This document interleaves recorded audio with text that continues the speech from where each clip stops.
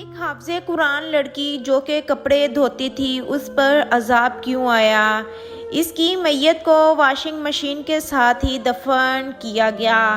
آخر اس معمولی سی بات پر اس پر اللہ کا اتنا دردناک عذاب کس لیے آیا؟ جب لوگوں کو اس کی حقیقت کے بارے میں پتہ چلا تو سب کی چیخیں ہی نکل گئی، ہر طرف چیخو پکار ہونے لگی۔ یہ دل دہلا دینے والا واقعہ آخر تک ضرور سنیے گا، کیونکہ اکثر بہت سارے لوگ اس طرح کے کام کرتے ہیں جن کی وجہ سے ان کو اس طرح کے عذاب کا سامنا کرنا پڑ جاتا ہے۔ یہ واقعہ پاکستان کے ایک چھوٹے سے گاؤں کا ہے۔ گاؤں کے اندر ایک علاقہ تھا جس میں یہ واقعہ پیش آیا۔ ایک عورت بہت ہی مشکل حالات سے زندگی گزار رہی تھی۔ اس کی دیانتدار بیٹی تھی جس کا نام عائشہ تھا، اور اس کا ایک پاگل بیٹا بھی تھا۔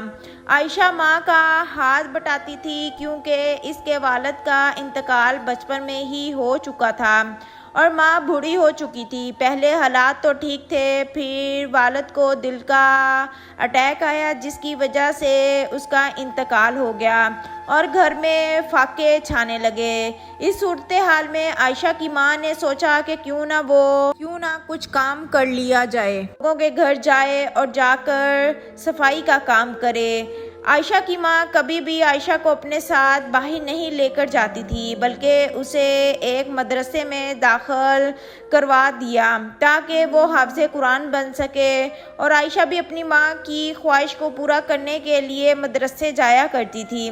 جب عائشہ نے وہاں پر قرآن حفظ کر لیا تو وہ چاہتی تھی کہ وہ بھی لوگوں کے گھر جا کر ماں کا ہاتھ بٹائے، لیکن عائشہ کی ماں ایسے نہیں کرنا چاہتی تھی۔ اسے اتنے پیسے بھی نہیں ملتے تھے کہ وہ پھر اپنی بیٹی کی اسکول کی تعلیم حاصل کروا سکے، کیونکہ اسکول کا خرچہ بہت زیادہ تھا۔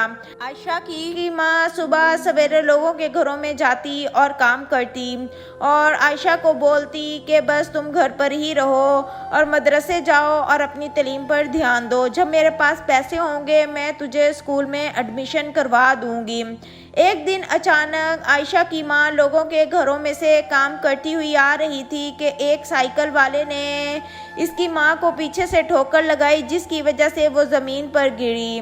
اب وہ اس طرح سے بوڑھی ہو چکی تھی کہ اس کا جسم بھی مفلوج ہو چکا تھا اور اسے یہ چوٹ بہت گہری قسم کی لگی جس کی وجہ سے وہ چلنے پھرنے سے قاصر ہو گئی۔ اب تو عائشہ کی ماں بھی چل پھر نہیں سکتی تھی اور گھر میں تو فاقے پہلے ہی تھے۔ ڈاکٹر نے عائشہ کی ماں کو آرام کرنے کا مشورہ دیا، اور یہ واقعہ تھا جب عائشہ اور اس کی ماں دونوں ہی برے حالات سے گزر رہے تھے کہ اب کیا ہوگا، ہمارا گھر کیسے چلے گا۔ عائشہ بہت زیادہ پریشان تھی اور اس کی ماں اس سے بھی زیادہ پریشان تھی کہ اب گھر میں کھانے پینے کی چیزیں کہاں سے آئیں گی۔ پہلے تو 2 وقت کی روٹی مل جاتی تھی، لیکن اب کیسے گزر بسر ہوگا۔ تبھی ایک دن عائشہ نے اپنی ماں سے بات کی کہ امی جان اگر آپ چاہیں تو میں آپ کی جگہ لوگوں کے گھر کام کر لوں۔ عائشہ کی ماں نے فوراً انکار کرتے ہوئے کہا کہ نہیں، میں تمہیں دوسروں کے گھروں میں کام کرنے نہیں دینا چاہتی۔ آج کل بھلائی کا زمانہ کہاں ہے، لیکن کیونکہ گھر کے حالات بہت خراب جو ہو چکے تھے اس نے اپنی ماں کو بہت سمجھایا، آخرکار اس کی ماں نے اجازت دے ہی دی۔ اب عائشہ برقع پہن کر لوگوں کے گھر جاتی اور صاف ستھرائی کا کام کرتی، ڈسٹنگ کرتی، جھاڑو دیتی، پوچھا کرتی اور کپڑے دھوتی۔ ایک دن اسے ایک اور کام مل گیا، اسی طرح سے اس نے 3-4 گھروں کا کام سنبھال لیا۔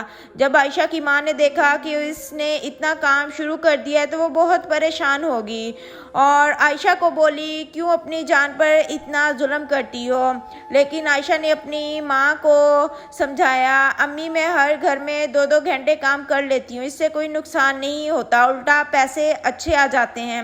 عائشہ نے اپنی ماں کو 2 مہینے میں کمائے ہوئے پیسے دکھائے تو وہ بہت خوش ہوئی۔ दिन यूं ही गुजर रहे थे। आयशा अपनी माँ की जगह लोगों के घरों में काम करती। वो किचन के कामों से लेकर झाड़ू पोछे तक हर चीज़ का काम करती और खुशी खुशी करती। अपने घर में रहते हुए आयशा ने कभी भी किसी चीज़ को हाथ नहीं लगाया था, लेकिन अब किस्मत ऐसी थी और हालात भी ऐसे थे कि बगैर इस तरह के काम किए गुजारा भी नहीं था।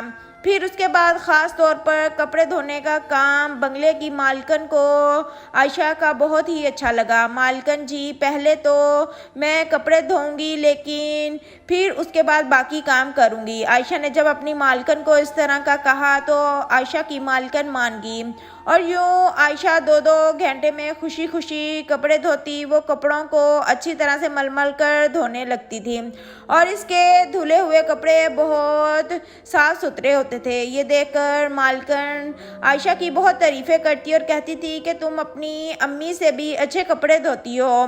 तुम्हारी अम्मी ठीक हो जाए और दूसरों के घरों का काम भी ले, लेकिन मेरे घर के कपड़े तो तुम ही धोया करोगी।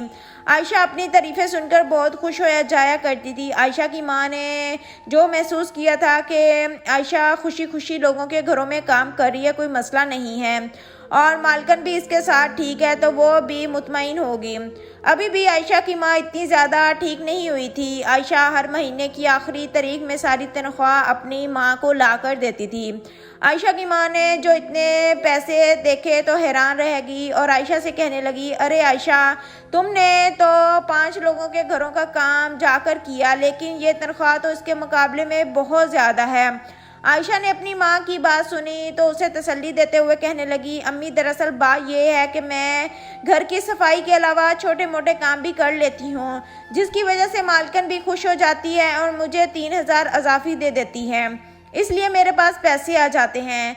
आयशा की माँ ये सुनकर दुखी हुई कि मेरी बेटी जो कि अभी 19 साल की है और कभी इसने घर का काम नहीं किया और रोटियां भी नहीं इसे बनानी आती थी और कभी इसने मेहनत भी नहीं की और इतना ज़्यादा काम करने लग पड़ी है। लेकिन आयशा का चेहरा तो बिल्कुल खुशनुमा नज़र आता था क्योंकि उसे इस काम से मोहब्बत हो गई थी। यूं ही आयशा की माँ ने अपनी बहन के बेटे के साथ आयशा की मंगनी कर दी।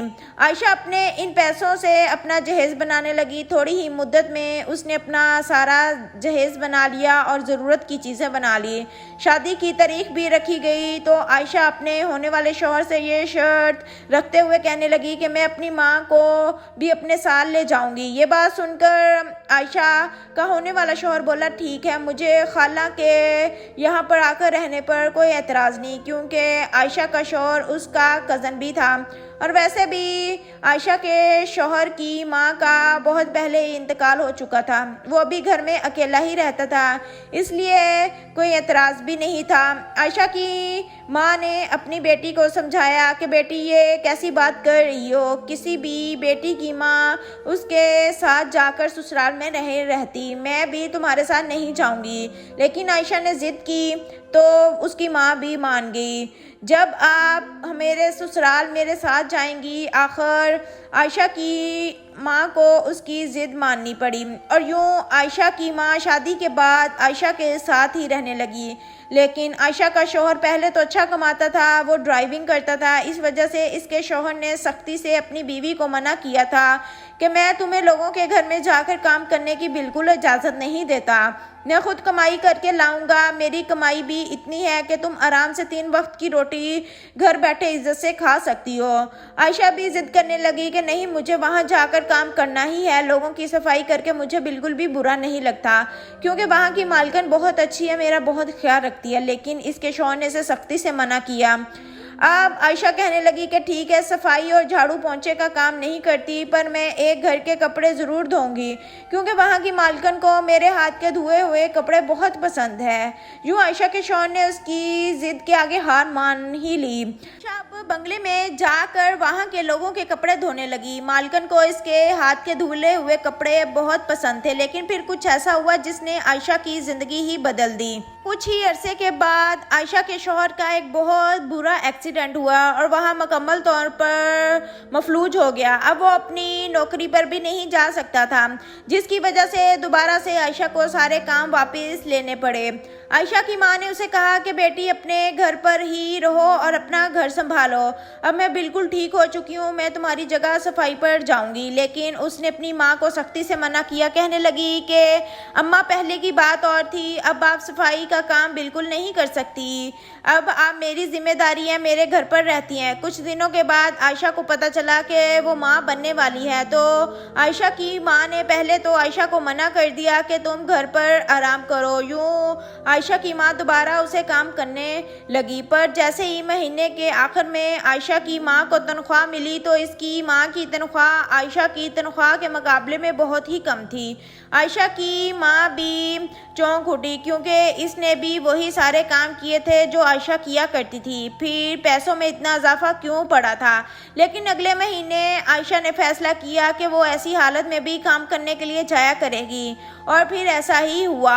आयशा ऐसे हालात में भी लोगों के घरों में काम करने लगी। चंद माह के बाद ही उसने एक बहुत ही प्यारे से बच्चे को पैदा किया, और जैसे ही वो बच्चा इस दुनिया में आया तो इसके आने के बाद आयशा के घर वालों को एक और आजमाइश ने घेर लिया। आयशा अपने बच्चे को छोड़कर काम पर चली जाती थी। आयशा की माँ अपने नवासे को संभालती। जब इसकी बेटी थकी हारी घर वापस आती तो आयशा की माँ अपनी बेटी की इस मेहनत पर काफ़ी दुखी होती। जब मेरी बेटी इतनी मेहनत करती है, अल्लाह करे कि इसकी किस्मत खुल जाए, इसे इतना मिले कि इसे यूँ लोगों के घरों में काम ना करना पड़े। आयशा की माँ उसे दुआएं देती, लेकिन शायद कुदरत को कुछ और ही कबूल था, क्योंकि एक रोज़ अचानक ही आयशा के घर में एक छोटा सा बच्चा दौड़ता हुआ आया। उसने आयशा की माँ और इसके शौहर को ये खबर दी कि आयशा की मौत हो गई है। ये खबर सुनते ही आयशा की माँ बेहोश हो गई, जबकि आयशा का शौहर तो सदमे से दो चार हो गया। उसे तो यकीन ही नहीं आ रहा था। कुछ ही देर के बाद आयशा की माँ को होश आया तो उसने देखा कि सामने बहुत ज़्यादा लोग जमा थे। उसके घर में मोहल्ले वाले आ चुके थे। आयशा की माँ ने लोगों से कहा कि बताओ मेरी बेटी की मैयत कहाँ है, मेरी बेटी को यहाँ क्यों नहीं लाया गया। आयशा की माँ की बातें सुनकर हर कोई एक दूसरे का चेहरा देखने लगा। हर कोई इस्तग़फ़ार कर रहा था, यही सोच रहा था कि आखिर इस बेचारी माँ को कैसे बताएं कि इसकी बेटी के साथ क्या हुआ है। जब इतनी ही देर में इसके घर में आयशा काम करती थी और जिसके घर में आयशा की मौत वाक़या हुई थी, उसने आकर फ़ौरन आयशा की माँ को बताया कि आयशा को वॉशिंग मशीन से करंट लगने की वजह से उसकी मौत हुई है, जिसकी वजह से उसकी मैयत वॉशिंग मशीन के साथ बिल्कुल चिपक गई है और वहाँ उससे अलग होने का नाम नहीं ले रही। ये खबर सुननी थी तो सब लोगों के रोंगटे खड़े हो गए। हर कोई यही सोच रहा था कि आखिर ऐसा कैसे हो सकता है। किसी को भी समझ नहीं आ रही थी कि जब एक औरत सामने आई, उसने सबको चलाकर बताया कि लगता है कि वो लड़की गुनाहगार थी, तभी तो इसकी मैयत अभी तक वॉशिंग मशीन के साथ है। इसकी ये बात सुनकर आयशा की माँ भी तड़प उठी कि नहीं, मेरी बेटी बिल्कुल भी गुनाहगार नहीं है, इसने कोई गुनाह नहीं किया। अरे वो तो हाफ़िज़े कुरान भी थी, इसके साथ ये सब कुछ कैसे हो सकता है, ज़रूर कोई और बात होगी। आयशा के शौहर ने भी अपनी सास की हाँ में हाँ मिलाई कि हाँ, मेरी बीवी ऐसी नहीं है, वो ऐसा काम ज़रूर नहीं कर सकती, लेकिन वो बिल्कुल भी बदकार भी नहीं है और ना ही गुनाहगार है जो इसके साथ ये सब कुछ हुआ है। इस तरह सभी लोग इस मालकन पर भी शक करने लगे। हर कोई मालकन को इल्ज़ाम लगा रहा था कि लगता है मालकन ने ही आयशा को मरवाया है, ज़रूर इसी ने ही इसके साथ जुल्म किया। ये सब कुछ सुनना था कि वो मालकन बहुत ज़्यादा घबरा गई। इसने सबको कहा कि नहीं, मैंने इस पर कोई जुल्म नहीं किया, बल्कि मैं तो इसे हमेशा यही कहती थी कि तुम्हारा काम बहुत अच्छा होता है, और अगर मैं जुल्म करती तो भला वो अपने शौहर के मना करने के बावजूद भी मेरे घर काम करने क्यों आती। इसका शौहर इसे काम करने से मना करता था, लेकिन वो हमेशा मेरे पास आकर काम किया करती थी। अगर मैं इस पर जुल्म करती तो भला वो मेरे पास काम करने क्यों आती। मालकन की ये बात भी करनी थी कि लोगों को सच ही लग रहा था। सभी ने इसकी बात पर रजामंदी का इजहार किया, वो बिल्कुल सच कह रही है। पर आयशा की अम्मी अभी भी परेशान थी। आयशा के शौहर का बुरा हाल था, यहाँ तक कि आयशा की डेड बॉडी को वॉशिंग मशीन से लगा देखकर सर परेशान थे اور آخر عائشہ کی میت کو ایک ریڑھی پر واشنگ مشین کے ساتھ رکھ کر اس کے گھر پر لایا گیا، کیونکہ اس کی میت واشنگ مشین کے ساتھ بہت بری طرح چپکی ہوئی تھی۔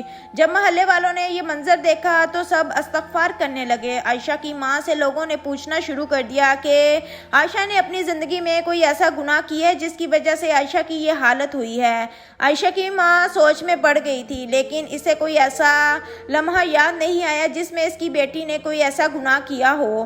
عائشہ کی ماں نے نہیں میں سر ہلایا کہ میں نہیں جانتی، میری بیٹی نے کوئی گناہ نہیں کیا کہ اسے اتنی بڑی سزا ملے۔ اب ہر کوئی گہری سوچ میں گم تھا کہ آخر کیا نتیجہ نکالا جائے۔ عائشہ کا شوہر بھی اپنا سر گھٹنوں میں دے کر بیٹھا تھا۔ سب لوگ چلے گئے، یہاں تک کہ مالکن نے اپنے گھر کے کپڑے دھونے والی جگہ کی بھی اچھے سے تفتیش کروائی، لیکن ایسا کوئی سراغ نہ ملا جس سے یہ پتہ چل سکے کہ آخر عائشہ کی موت کیسے ہوئی۔ عائشہ کی موت کو اب تقریباً 3 دن گزر چکے تھے، اور 3 ہی دن گزرنے کے بعد اس کے جسم سے بہت ہی گندی قسم کی بدبو آنے لگی تھی کہ لوگ بھی برداشت نہیں کر رہے تھے۔ اس کا یہی کہنا تھا کہ بہتر یہی ہے کہ اسے واشنگ مشین کے ساتھ ہی دفن کر دیا جائے، میت کو اس سے الگ ہونے کا انتظار نہ کیا جائے۔ عائشہ کی امی اب بہت زیادہ پریشان ہونے لگی۔ تھک ہار کر عائشہ کی ماں نے ایک آخری فیصلہ کیا اور اپنے داماد کے پاس گئی۔ اس نے کہا کہ بیٹا، مجھے تو لگتا ہے کہ معاملہ بہت ہی زیادہ سنجیدہ ہے۔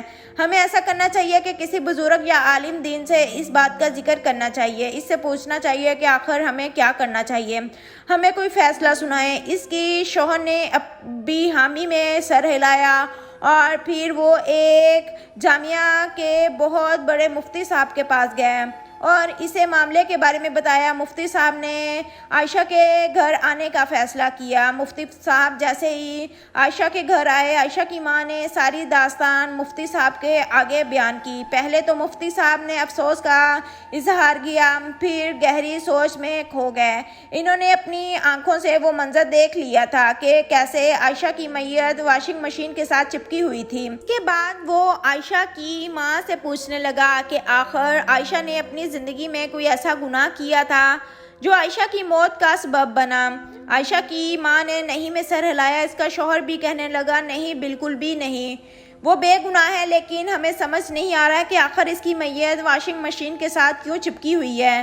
مفتی صاحب نے ان دونوں کی بات سنی اور تحمل سے سنی اور کہنے لگے کہ عام طور پر یہ ایسے شخص کے ساتھ ہوتا ہے جس نے کوئی بہت بڑا گناہ کیا ہو اور اس گناہ کی کسی کو بھی خبر نہ ہو۔ مجھے لگتا ہے کہ اگر کرنٹ لگنے کی وجہ سے اس کی موت ہوئی اور اس کا وجود واشنگ مشین کے ساتھ چپکا ہوا ہے تو یقیناً اس نے اسی جگہ پر کوئی گناہ کیا ہوگا۔ یہ بات سننی ہی تھی کہ عائشہ کی ماں کے ساتھ عائشہ کے شوہر بھی پیروں کے نیچے سے زمین نکل گئی۔ وہ دونوں مفتی صاحب کو حیرانی سے دیکھنے لگے۔ عائشہ کے شوہر مفتی صاحب سے بولے کہ مفتی صاحب، آپ یہ کیسے باتیں کر رہے ہیں؟ میری بیوی اتنی نیک ہے، وہ ایسی حرکت نہیں کر سکتی۔ مفتی صاحب نے اسے کہا کہ گناہ کی نوعیت کسی بھی قسم کی ہو سکتی ہے۔ پھر مفتی صاحب نے عائشہ کی ماں سے ایک سوال کیا، کیا آپ مجھے بتا سکتی ہیں کہ عائشہ کتنے گھروں میں کام کرتی تھی؟ کیونکہ عائشہ کے ساتھ اپنی زندگی کا ایک عرصہ گزارا ہے تو ضرور کچھ ایسا گناہ ہوگا، یا پھر کہیں ایسا تو نہیں کہ وہ لوگوں کے گھروں میں جا کر کام کرتی تھی، یا کیا پتہ اس نے غلطی سے کسی کی کوئی چیز چرا لی ہو۔ عائشہ کی ماں نے فوراً کہا کہ نہیں، میری بیٹی نے کبھی چوری نہیں کی تھی، میں نے اس کی ایسی تربیت نہیں کی تھی۔ مفتی صاحب نے کہا کیا پتہ آپ کچھ بھول رہی ہوں، یا کبھی آپ نے کچھ ایسا محسوس کیا ہو کہ معمول سے ہٹ کر ہو، اور یا پھر کوئی آپ نے اس میں تبدیلی محسوس کی ہو، یا کوئی ایسا دن جب آپ کو ایسا لگا ہو کہ عائشہ بہت زیادہ خوش ہے۔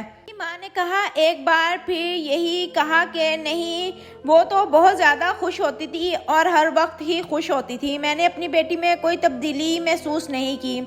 یہ کہہ کر عائشہ کی ماں پھوٹ پھوٹ کر رونے لگی۔ پھر مفتی صاحب نے عائشہ کی ماں سے ایک آخری سوال کیا، کیا مجھے یہ بتا سکتی ہیں کہ عائشہ مہینے میں کتنا کما لیتی تھی؟ تو عائشہ کی ماں نے خوشی خوشی کہہ دیا کہ میری بیٹی مہینے میں بہت زیادہ کما لیتی تھی، کبھی کبھار تو اس کے پاس بہت زیادہ پیسے آتے تھے، میں بھی اس سے پوچھتی تھی کہ آخر تمہارے پاس اتنے پیسے کیسے آتے ہیں، تو وہ خوشی سے مجھے بتاتی کہ دراصل میں بہت زیادہ کام کرتی ہوں اور چھوٹے موٹے بھی کام کرتی ہوں، تبھی تو مالکن مجھے اضافی پیسے دے دیتی ہیں۔ یہ سن کر مفتی صاحب کے چہرے کا رنگ اڑ گیا تھا، انہیں دال میں کچھ کالا لگ رہا تھا۔ تبھی وہ کہنے لگے، کیا آپ مجھے عائشہ کی اس مالکن کے گھر پر لے جا سکتے جہاں پر عائشہ کی موت واقع ہوئی تھی، کیونکہ یہ اب وہیں کا ماجرا ہے اور وہیں سلجھ سکتا ہے۔ اس کے بعد عائشہ کی ماں مفتی صاحب کو لے کر اس مالکن کے گھر چلی گئی۔ پہلے تو وہ عورت مفتی صاحب اور عائشہ کی ماں کو دیکھ کر بہت گھبرائی، لیکن پھر مفتی صاحب نے اسے یقین دلوایا کہ یہ دیکھو بی بی، یہ معاملہ بہت سنگین ہے اور یہ سب کچھ آپ کے گھر پر ہی ہوا ہے، ہو نہ ہو آپ اس بارے میں ضرور کچھ نہ کچھ تو جانتی ہوں گی۔ میں آپ سے یہی درخواست کروں گا کہ آپ کو جو کچھ بھی معلوم ہے یا آپ جو کچھ بھی اس معاملے میں جانتی ہیں مجھے بتائیں، خدا کے لیے بتا دیجئے تاکہ ان کی بیٹی کو قبر کی مٹی نصیب ہو سکے۔ اس پر عائشہ کی ماں نے اور مالکن نے ایک ٹھنڈی آہ بھری اور پھر مفتی صاحب اور عائشہ کی ماں کو سب کچھ بتایا۔ وہ کہنے لگی کہ جب عائشہ کی موت کا میں نے اس کے گھر پر جا کر بتایا تو میرے گہم و گمان میں بھی نہیں تھا کہ ایسا ہو سکتا ہے۔ میں سب کو سچ بتانا چاہتی تھی، لیکن پھر میں ڈر گئی کہ کہیں لوگ مجھے ہی اس کا قصوروار نہ ٹھہرا دیں۔ عائشہ کافی سالوں سے میرے پاس کام کری تھی، مجھے اس کا کام بہت پسند تھا۔ وہ بہت اچھے کپڑے دھوتی تھی، لیکن مجھے یہ نہیں پتا تھا کہ وہ کپڑے محض ایک لالچ کی وجہ سے دھو رہی تھی۔ جس دن عائشہ کی موت ہوئی اس سے کچھ وقت پہلے ہی عائشہ نے مشین میں کپڑے دھونا شروع کیے۔ میرے کمرے میں کچھ کپڑے دھونے والے رکھے تھے، اس لیے وہ کپڑے لینے کے لیے آئی، عائشہ کے پاس گئی، لیکن میں نے دیکھا کہ عائشہ چوروں کی طرح کپڑوں کی تلاشی لے رہی تھی، ادھر ادھر کرتے ہوئے کپڑوں میں کچھ ٹٹور رہی تھی، کپڑوں کی جیبوں میں ہاتھ مار کر دیکھ رہی تھی کہ شاید کوئی چیز ڈھونڈنا چاہتی تھی۔ یہ دیکھ کر میں وہیں پر چھپ کر سب کچھ دیکھنے لگی۔ اتنے میں ہی میں نے دیکھا کہ میرے شوہر کے کوٹ کی جیب میں سے 500 کا نوٹ نکلا، جسے دیکھ کر عائشہ کی آنکھوں میں چمک آ گئی۔ اس نے جلدی سے دوپٹے کے پلو سے اس نوٹ کو باندھ دیا، پھر اسے دوسرے کپڑے ٹٹولنے لگی۔ ایسے کرتے کرتے اس نے سب کپڑے ٹٹول لیے۔ کسی میں 100 کا، کسی میں 50 کا نوٹ ملا۔ کیونکہ میری عادت نہیں تھی کہ میں کپڑوں کو چیک کر کے دھونے کے لیے ڈالوں، اس لیے اکثر میرے شوہر اور میرے بیٹے کے کپڑوں کی جیبوں میں سے ایسے پیسے نکلتے تھے۔ کئی دفعہ تو میرے شوہر نے مجھے اس بارے میں بتایا کہ میرے فلاں کپڑوں میں اتنے پیسے تھے، وہ کہاں گئے، تو میں ان کی باتوں کو اتنا سیریس نہیں لیتی تھی اور نظر انداز کر دیتی تھی، کیونکہ ہمارے پاس اللہ کا دیا ہوا بہت کچھ تھا، ہمارے لیے یہ چیزیں بہت معمولی تھی۔ لیکن جب اس دن میں نے عائشہ کو ایسی حرکت کرتے دیکھا، مجھے شدید قسم کا جھٹکا لگا۔ خدا جانتا ہے کہ میں اس پر کسی قسم کی بھی کوئی زور زبردستی یا تصدیق نہیں کیا کرتی تھی۔ میں بس اس کے پاس گئی اور اسے وہ کپڑے تھما دیے اور میں نے کہا کہ اگر تمہیں پیسے چاہیے تھے تو تم مجھ سے مانگ لیتی، میں نے تم میں کبھی فرق نہیں کیا، جو ہمارے گھر پر بنتا تھا تمہارے اور تمہارے بچوں کے لیے بھی میں دیتی تھی، کپڑے، جوتے، پیسے، سب کچھ میں نے دیے، پر تم نے ایسی حرکت کیوں کی؟ مجھے اس کے ان پیسوں سے کوئی اعتراض نہیں تھا، میں نے تو اسے وہ پیسے لیے بھی نہیں تھے، مجھے تو صرف اس کی ایمانداری پر دکھ ہو رہا تھا۔ میں یہ کہہ کر جیسے ہی اپنے کمرے کی طرف مڑی، ایک زوردار چیخ کی آواز مجھے سنائی دی۔ وہ عائشہ کی چیخ تھی۔ میں دوڑتے ہوئے گئی تو دیکھا کہ عائشہ واشنگ مشین کے ساتھ بری طرح سے چپکی ہوئی تھی، شاید اسے شدید قسم کا جھٹکا لگا تھا۔ میں نے گھر میں موجود باقی نوکروں کو بھی بلایا، بڑی مشکل سے ہم نے مین سوئچ بند کیا، لیکن عائشہ کی ڈیڈ باڈی اس سے الگ ہونے کا نام ہی نہیں لے رہی تھی، اس لیے مجھے مجبوراً اسی واشنگ مشین کی سمیت ہی عائشہ کے گھر پر اس کی میت کو پہنچانا پڑا۔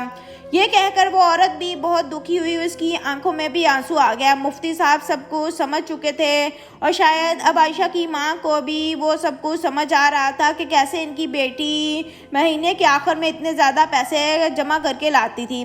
عائشہ کی ماں کا سر جھک گیا اور وہ بہت زیادہ شرمندہ ہوئی۔ مفتی صاحب نے کہا کہ بی بی، آپ کو آپ کے تمام سوالات کے جواب مل چکے ہیں، اب بہتر یہی ہے کہ عائشہ کو اسی واشنگ مشین کے ساتھ ہی دفن کر دیا جائے، یہ تو اس کے گناہ کی سزا تھی جو اسے ملی ہے، لیکن عائشہ کی ماں اور عائشہ کے شوہر کے دل پر جو گزری تھی وہ کوئی نہیں جانتا تھا۔ پھر یوں عائشہ کی میت کو واشنگ مشین کے ساتھ ہی دفن کر دیا گیا۔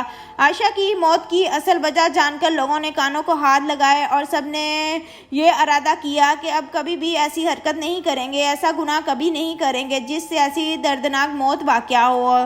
یہ تھا آج کا واقعہ ناظرین، جو کہ ایک سبق آموز واقعہ ہے۔ امید کرتے ہیں آپ کو اس واقعے سے بہت کچھ جاننے کو ملے گا، کیونکہ بہت ساری عورتیں لوگوں کے گھروں میں کام کرتی ہیں اور چوری چکاری کرتی ہیں اور مالکن اور مالکوں کے آنکھوں میں مٹی ڈال کر اس طرح کی چیزیں چڑا کر اڑا لے جاتی ہیں، لیکن ان کا حساب تو روز قیامت ضرور ہی دینا پڑے گا اور ہو سکتا ہے دنیا میں ہی دینا پڑ جائے۔ اور امید کرتے ہیں کہ آپ کو اس واقعے سے کچھ نہ کچھ سبق حاصل ہوا ہوگا۔ اس واقعے کو لوگوں تک ضرور شیئر کریے گا۔ جو لوگ لوگوں کے گھروں میں کام کرتے ہیں ان کو اس واقعے کے بارے میں ضرور بتائیے گا، ان کے ساتھ ضرور شیئر کریے گا، ہو سکتا ہے وہ اس طرح کے کاموں سے بچ جائیں اور گناہوں سے پاک ہو جائیں۔ تو آخر میں ہم اللہ تعالیٰ سے یہی دعا کرتے ہیں کہ اللہ تعالیٰ ہمیں نیک عمل کرنے کی توفیق عطا فرمائے اور برے اعمال سے بچنے کی توفیق عطا فرمائے، آمین ثم آمین۔ اپنے پیارے بہن بھائیوں اور رشتہ داروں میں یہ ویڈیو ضرور شیئر کریے گا۔ ہمارے چینل کو سبسکرائب کرنا مت بھولیے گا اور بیل آئیکن بٹن کو بھی پریس کرنا مت بھولیے گا، تاکہ اس طرح کے مزید سبق آموز واقعات آپ تک جلد پہنچ سکے۔ اللہ حافظ۔